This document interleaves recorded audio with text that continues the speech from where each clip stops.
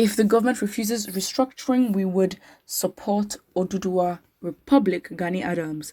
When a nation fails to listen to the yearnings of its citizens, the unthinkable happens and could be very disastrous for that nation. Over the years, there has been different agitations by the Nigerian people for the government to restructure the country, but all that has fallen on deaf ears.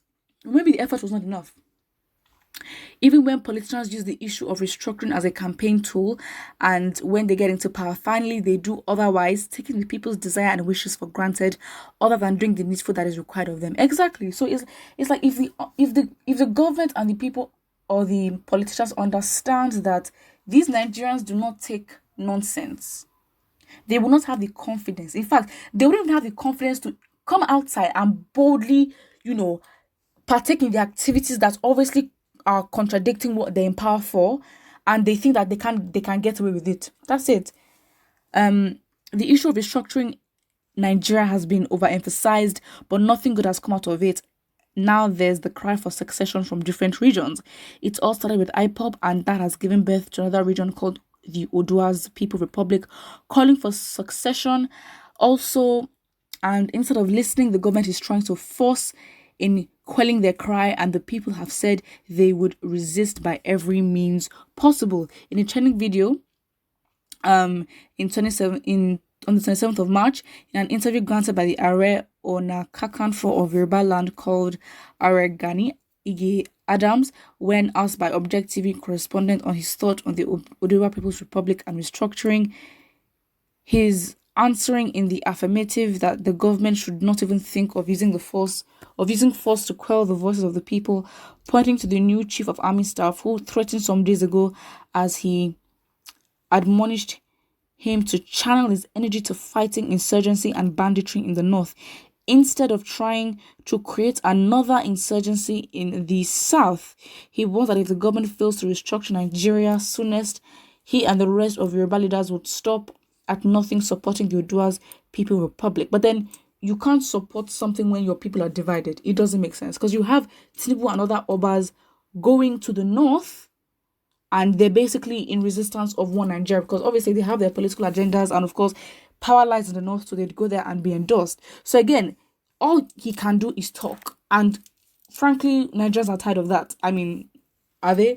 But the thing is, they are tired, and it's like you can't just keep saying things, because if you have not proven to show where you stand, again, on matters like this, you cannot be neutral. Why should you be neutral? You have to stand with what you want with your chest. And if you're going to be neutral, you have to give both sides of your argument or why you think something is what to the fullest development and length in detail. Because it's like we're talking about people's lives here, people's futures. So it's like you cannot necessarily have, it's either you are in it or you are not. That's it. Let's look at the reactions here. The first person says, "Who cares? Do your worst. Yorubas are the main benefactors in this regime.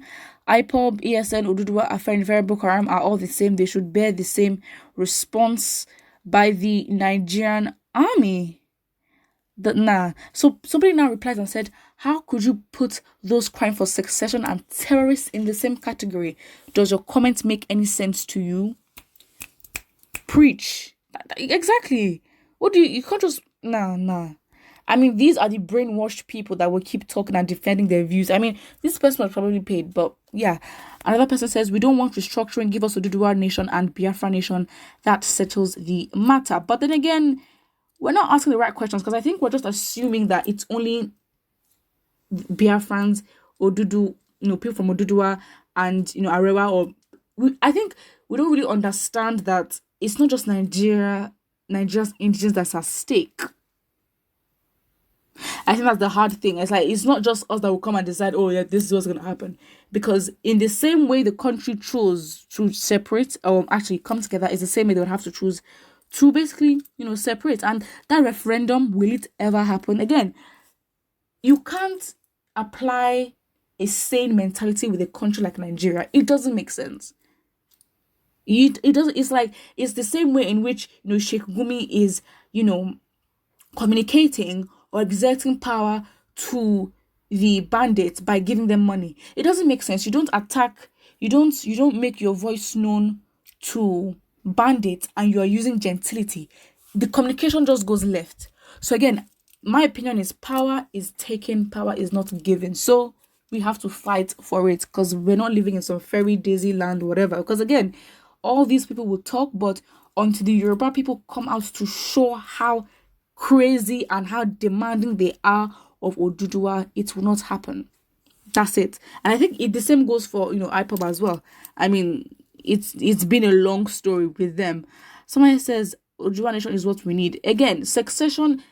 Nigeria is not even meant to be a country. Okay, Nigeria came together for monetary purposes, and that foundation was laid by Lord Lugard because the North and the South came together as one because GDP of the South was so high, economy, everything was booming, and so that fund could be transferred to the North so that it would contribute to their upkeep. That is why we have one Nigeria today. Apart from that, these people were not communicating with anybody, absolutely not, and that was just it. So it's like, again, the country was made on monetary purposes for certain parties to cash out. So you cannot be surprised that if the foundation is laid like that, from there onwards, it will be the same thing. You can't lay a foundation to be a snake and then you turn out to be a gorilla. It doesn't make sense. Someone else says, who is talking about... Okay, I can't get the spelling.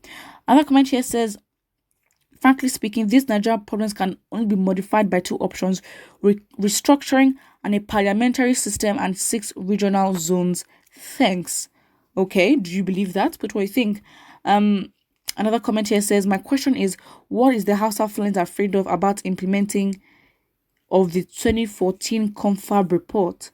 Okay, you have to do research on this because I do not even know anything about that at all. I don't think it relates. But someone says, Gani Adams should not talk much about the government of the day or previous because he has been part of them. Check it out.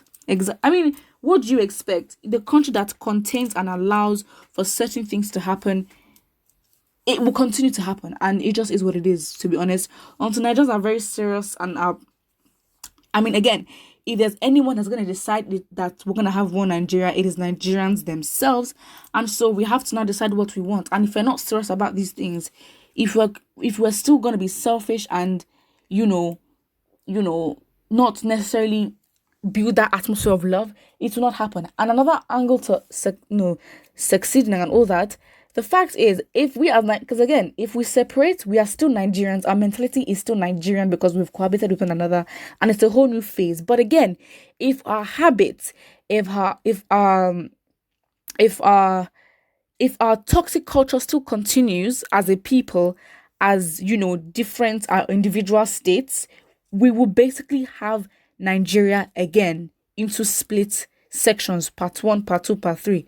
It will be the same thing. So again, we need to understand what change we're fighting for and where our own responsibility lies to change. Put what you think in the comment section below. Do you believe what Gani Adams is saying is correct? Should he even have an opinion at all? Put what you think, and do not forget to like and subscribe.